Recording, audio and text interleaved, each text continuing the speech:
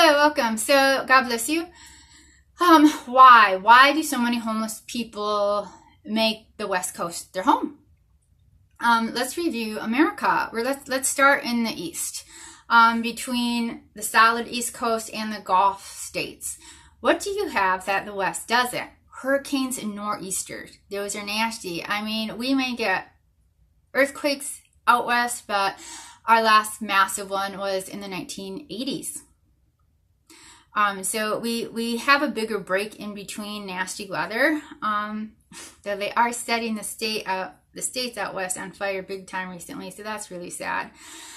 But natural disasters, you're far more likely in the east to be getting so much more storms coming off the oceans. Texas, toxic Texas. There is a paper written with that title on Texas. It's gnarly state. It's a fun state, but it is really gnarly. Between the oil industry, seriously, if you're ever in Houston, find their oil district. It's crazy how hot it is. Because regulation says the oil industry, last I knew, are not allowed to sell the gas. They have to burn off the gas. They cannot sell it, which is idiotic and anti-environment. So they're burning. And they burn everywhere. But I mean, like, oh my gosh, it's just crazy. All of Texas is oil land, and the refinery and the gas they're burning in Houston is stunning. It has filthy air, especially East Texas. West Texas, you are dealing with so many different things. In West Texas and just outside of Texas, you're dealing with the government dumping nuclear waste, which you scumbags of DC. If it's safe and no big deal, well then your people are the one who want the nuclear crap. So bury it in your own yard.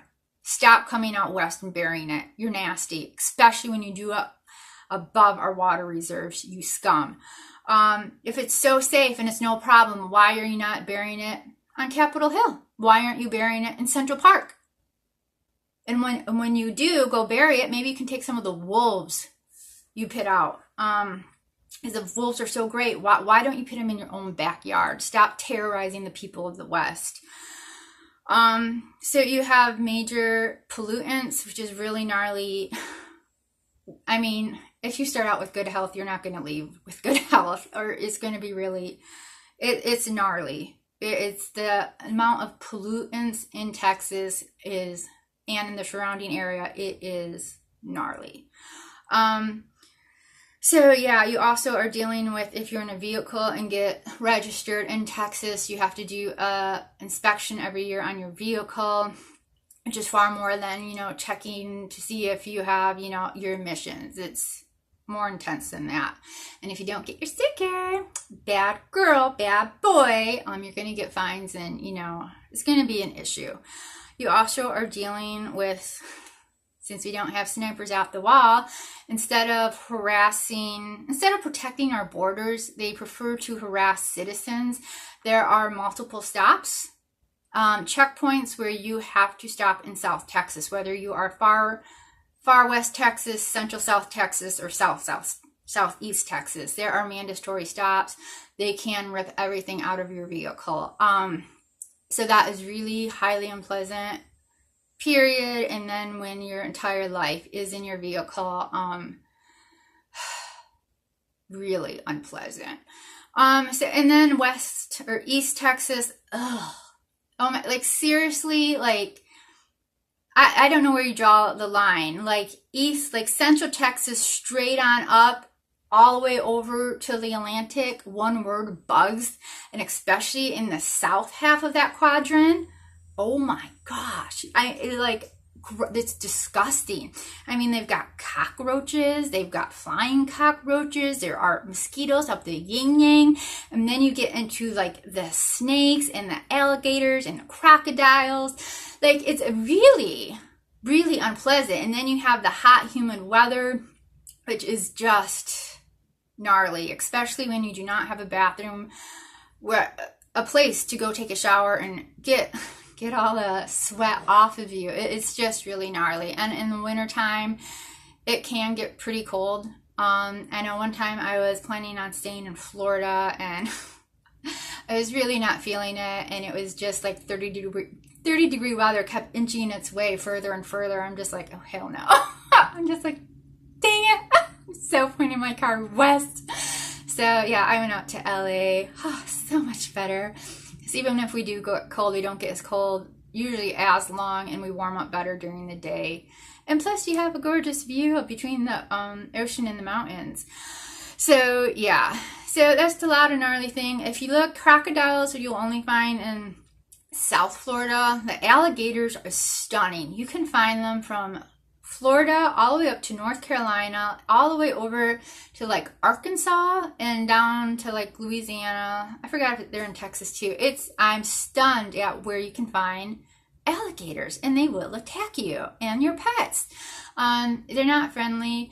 Let's see. So Texas, there's some great things, but it's really toxic, and it is a lot of authority figures have their eyes on you.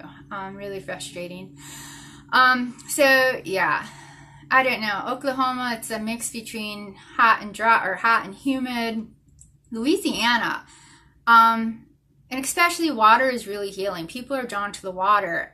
To get to the water in Louisiana, it's really, I have to give it thumbs up to the people who live there, because they build appropriately. Everything, including schools and hospitals, are built 1 to 1.5 stories above ground.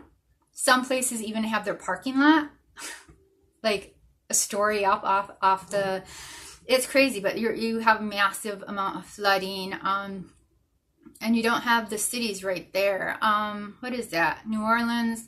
It's a big city, but it's crazy, man, between the lake on one side and Gulf on the other side, and you're just in this pit with massive amount of high crime. And again, just the bugs and the humidity. I mean, Florida, you have all that, plus you have sinkholes going on. It's just really gnarly. The east half of the U.S. is a gnarly place. When you get up north, you are dealing with such harsh winters. You're dealing with so much ice and snow. And when you are in a position where you have no shelter, minimal shelter, and no to minimal heating and cooling, the last place you want to be are in areas where there are massive swings in the temperature, especially if you don't handle certain, whether it's hot or cold, well. You just don't want to be in these areas where you're getting 90s in the summer and then plummeting to like single digits to below 0 in the winter. So let's go further out. I don't know. Let's do like North Dakota, Montana, Wyoming, Colorado. I don't think Colorado gets snow year round, but those other states, especially Montana, Idaho, and Wyoming, do get snow 12 months out of the year. Their storms, their hailstorms, from what I've experienced, last longer there than other places. It's an intense place. And then when you are starting to get out in the western region, there's so many fires, which is really gnarly on the lungs. And especially, it's one thing if you're in a car and you can get out of an area quick, but if you are on foot, that's going to be highly problematic to try to get someplace safe. I know one year I was trailer sitting for someone, and I mean, the closest place I could go to get out of the smoke was 12 hours away. I mean, we had 12 hours any direction from me, was on, the entire area was just on fire. And I mean, that was gnarly enough, knowing I had a vehicle, and like if worse comes worse, you know, just gun it as best and get out of there. But when you're on foot, that's a whole nother story. I mean, if the wind changes, if it comes your way, the likelihood of you escaping is very small. Yeah, and at least in this region, you are getting into the desert climate, so there are less bugs, though the bugs still can be pretty gnarly. Man, they can, when they bite you, they can give you some black and blue marks. It's like, what the hell? Like, it's a little bug. Like, how much damage can it do? So let's go over to Utah. That's just really high in elevation. I mean, what is it? Colorado and Utah are really high in elevation. What is that? East Utah, they have a freaky place. I forgot what city it's outside of, but there's a lot of like just demonic, nasty crap that happens on this. So Walker Ranch, Johnson Ranch, I forgot what it was. It's gnarly place, man. I would gladly stay in LA and be harassed and go in that region. But and it is, Utah is crazy when you look into their temperatures. Like lower, like South Utah can actually average in the summer triple digits for their high, averaging triple digits. And then in the winter, they're averaging like freezing. That's a massive swing. That's gnarly.